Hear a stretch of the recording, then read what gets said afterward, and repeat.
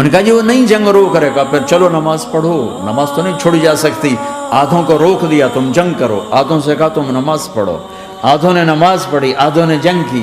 پھر جنہوں نے نماز پڑھی انہوں نے کہا تم آگے بڑھ جاؤ. ان سے کہا تم جا کے پیچھے اللہ کے بارگاہ میں سجدہ کرو. 1400 سال کی تاریخ میں ایسے نمازی میری نظروں سے نہیں گزرے, اور ایسی نماز نہیں پڑھی گئی نبی کے زمانے کے بعد. آپ نے بھی صلاۃ خوف ایک پڑھی تھی, وہ نبی تو نبی ہوتا ہے.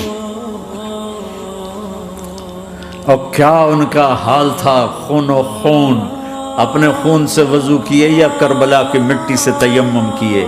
جب سجدوں میں سر رکھ کے سبحان ربی الاعلی کہا ہوگا تو دھرتی میں کیا ہلچل مچی ہوگی. نماز نہ چھوڑا, نماز نہ چھوڑنا, کوئی عورت نہ کوئی مرد, نماز نہ چھوٹے. اللہ کو اور کبیرہ گناہوں سے بچو, کبیرہ گناہوں سے, بڑے گناہوں سے بچو, بڑے گناہوں سے بچو. توبہ کر لو معاف, توبہ کر لو معاف. ماں باپ کی نافرمانی بڑا گناہ ہے. ایک صحابی کی بیگم نے کہا یا رسول اللہ میرے خامند موت کی حالت میں کلمہ نہیں پڑھا جا رہا. علقمہ آپ دوڑے ہوئے گئے. ہم نے کہا بیٹا کلمہ پڑھو. کہا جی نہیں پڑھا جا رہا. بول رہے ہیں. کہا جی پڑھا نہیں جا رہا. اب کیوں؟ پھر آپ نے ایک دم کہا کوئی ماں باپ میں زندہ؟ کہا جی ماں. راضی ہے؟ کہا نہیں ناراض. بلاؤ. وہ آ گئیں. آپ نے کہا علقمہ کی اماں تمہیں بچے سے ناراض ہو؟ کہا جی ہاں. کیوں ناراض ہو؟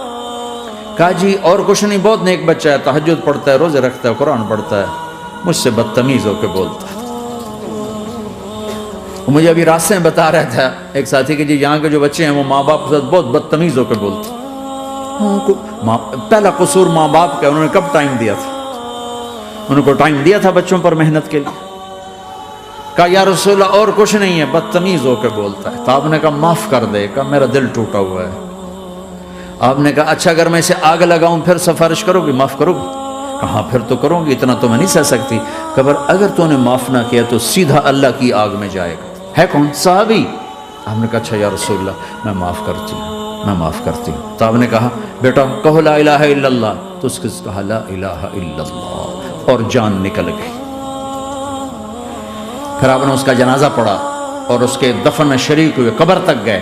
پھر آپ نے دفن کے بعد اعلان کیا جس نے ماں باپ کو دکھ دیا اس پہ اللہ کی لعنت, فرشتوں کی لعنت, زمین آسمان کی لعنت. نہ نماز قبول ہے, نہ روزہ قبول ہے, نہ صدقہ قبول ہے. جھوٹ سے بچو, جھوٹ سے بچو, جھوٹ سے بچو, جھوٹ سے بچو. میرے نبی نے فرمایا میرا امتی ہر گناہ کر سکتا ہے, ایک جھوٹ نہیں بول سکتا, ایک دھوکہ نہیں دے سکتا. دھوکہ نہ دو.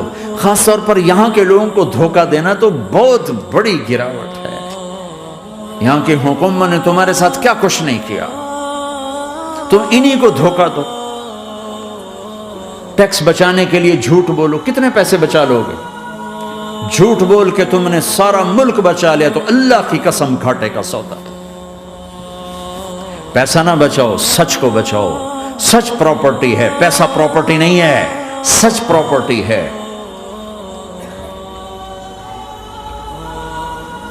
ہمارے ملکوں میں تو لوگ ٹیکس نہیں دیتے ہیں کہ حکومتیں کچھ لگاتی ہیں کچھ کھا جاتی ہیں. یہاں تو سارا تم پہ لگاتے ہیں. کیوں جھوٹ بولتے ہو؟